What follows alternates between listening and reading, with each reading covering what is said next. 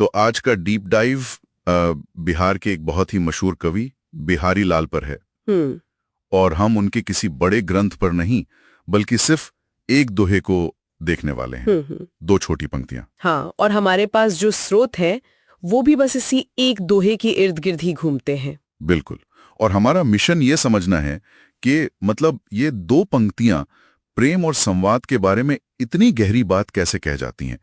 तो दोहा कुछ यूं है, नैनन ही सो बात है जो नैनन ही सो होए, नैनन ही में बसत है लोकहीन कहत न कोय। ठीक है, तो चलिए इसे समझते हैं। मतलब पहली नजर में तो ये बड़ा सीधा साधा लगता है। हाँ, कि आंखों से बात हो रही है बस, लेकिन यहाँ असल में क्या कहा जा रहा है, इससे ज्यादा कुछ है ना? यही तो दिलचस्प बात है।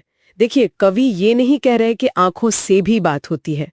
वो कह रहे हैं कि जो असल बात है, जो सबसे गहरी बात है, वो सिर्फ आंखों से होती है। अच्छा, सिर्फ आंखों से? हाँ, स्रोत के मुताबिक प्रेम जो है वो आंखों में ही रहता है, बसता ही वही है, तो उसे जुबान से कहने की जरूरत ही नहीं है। तो ये सिर्फ देखने के बारे में नहीं है, ये एक तरह से बिना शब्दों के समझने के बारे में है। बिल्कुल, एक गहरा कनेक्शन।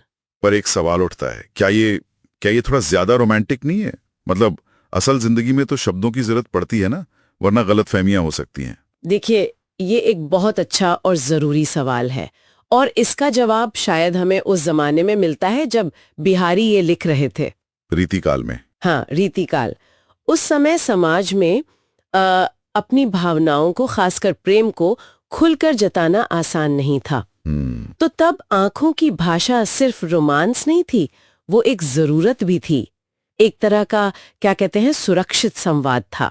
अच्छा, तो ये उस समय की सामाजिक पाबंदियों की तरफ भी इशारा करता है। ये तो कमाल है। हाँ। और वो जो आखिरी लाइन है, लोकी ही कहत न कोय, इसका क्या मतलब है कि लोग इसके बारे में बात नहीं करते? क्यों? इसकी दो व्याख्याएं हो सकती हैं। बताइए। एक तो यही कि ये एक छिपा हुआ, शायद समाज से वर्जित प्रेम है जिसके बारे में दुनिया बात नहीं कर सकती। ठीक है, ये समझ आता है। लेकिन एक और व्याख्या है जो शायद और भी ज्यादा गहरी है। वो क्या है?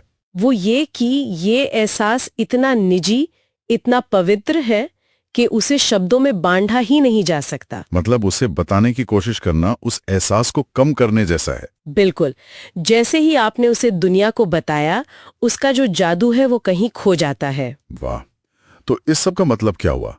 मतलब इस एक दोहे से ये साफ है कि प्रेम का सबसे गहरा रूप उस शब्दों से परे है। ये एक एहसास है जो आंखों से होकर सीधे सीधे दिल तक पहुंचता है। और यहीं से हमें सोचने के लिए वो एक आखिरी विचार मिलता है। हाँ, आज की इस हाइपर कनेक्टेड दुनिया को देखिए, हम लगातार टेक्स्ट कर रहे हैं, मैसेज भेज रहे हैं, हर चीज के लिए शब्द हैं। सही बात है, हर एहसास के लिए एक इमोजी है। ज्यादा निर्भरता है वो हमें उन गहरी भावनाओं को समझने से रोक रही है जो सिर्फ महसूस की जा सकती है, टाइप नहीं।